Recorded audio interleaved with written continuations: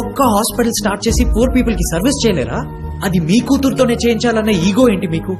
సరే ఒకవేళ తను డాక్టర్ అయి మీకోసం హాస్పిటల్ స్టార్ట్ చేసిందనుకో, ఖచ్చితంగా తను మనుషుల్ని చంపేస్తుంది. ప్రాణాలు కాపాడే బిహేవియర్ అతంది. ఎలా పెంచారో మీకు తెలీదా? అందుకే తను నాకు వద్దు.